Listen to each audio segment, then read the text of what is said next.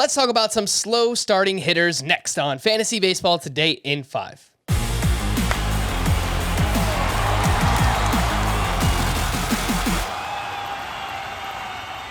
Welcome into FBT in 5. As always, make sure to follow and stream us on Spotify. Today is Tuesday, April 19th. I am Frank Stanfield, joined by Chris Towers. What's going on with these guys? Let's try and figure it out. Brendan Rodgers, he went 1 for 3 with a walk on Monday, but Chris, he is batting 118. What do you see so far in the profile for Brendan Rodgers? Yeah, I mean, this is one of those situations. Like sometimes there are players who get off to a slow start and it's just kind of bad luck, like Kyle Tucker. His expected stats, he's hitting the tar out of the ball, as they say, but he's got a 130 average.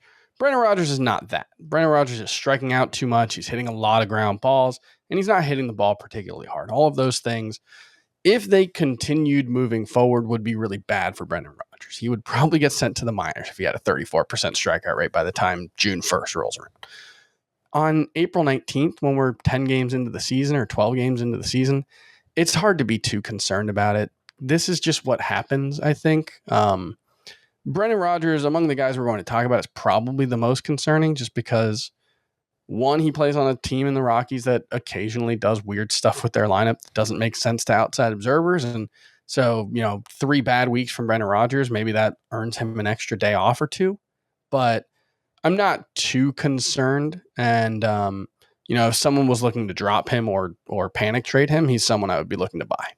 Joey Votto went 0 for 4 with 2 more strikeouts on Monday. He's batting 105, and according to the broadcast, he has changed up his batting stance a few times already this season. Chris, any concern over Joey Votto?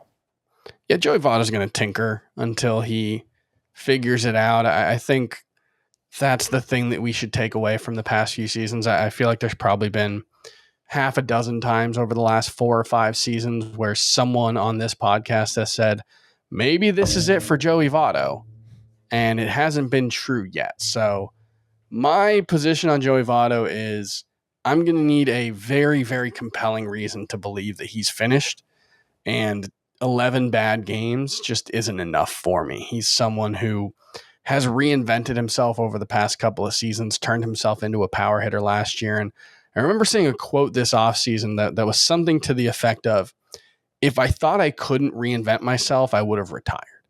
And so I feel like he's the kind of guy who he's smart. He's going to figure it out. And I have no concerns about Joey Votto. I would be trying to buy Joey Votto. Got off to a really slow start last year too, and then obviously turned it on. We all remember what he did. So stay patient with Joey Votto. Marcus Semien has a new home with the Texas Rangers. He is batting 128 and hitting a lot of fly balls early on. Chris, maybe just trying to sell out a little bit for power here with his new team. Yeah, that's possibly an explanation, and it's possible that his swing is out of whack as a result of that. One thing that we've seen is that his max exit velo was 108.1 miles per hour. That's pretty much in line with where he usually is. It was 108 in 2020. It was 109.5 in 2021. So it doesn't seem like he's lost the bat speed, at least, because max exit velo tends to be a pretty good indicator of raw power. And so I would say based on that, based on the strikeout rate, that Marcus Semien is probably fine and that it's just a slow start. We did talk on the full episode of the podcast about some early indications that the ball might not be traveling as far as it did last season, whether that's because of, the dejuiced ball being used more consistently or the, humidor being installed in more stadiums, in every stadium now. And maybe that's the result of something like that. And Marcus Semien's the kind of player who doesn't have great raw power and kind of maximizes what he does with a pull heavy approach. Maybe he could be more impacted by the ball traveling less far. On the other hand, we would have said that about him last season as well, and he had by far the most home runs of his career and had the best season of his career. So I'm not too concerned about Marcus Semien either. All right, let's wrap up with 3 other hitters that have changed teams. I'll just list them out, and Chris, if there's one that stands out that you're actually more worried about, then let me know. Carlos Correa, Kyle Schwarber, and Luke Voit, each of those 3 batting under 200. What do you think of those guys? I think with Carlos Correa, there is nothing he could do to lose playing time. And His sample size is so big for his career of being a high level player, and especially over the past, not so much in 2020, but 2021 he was quite good. He's been able to stay healthy. I'm not concerned about him. Kyle Schwarber, another guy who he's hit for power so consistently, and he's been so impressive that I'm not concerned. Luke Voit, I believe in personally. I'm not too concerned about this slow start.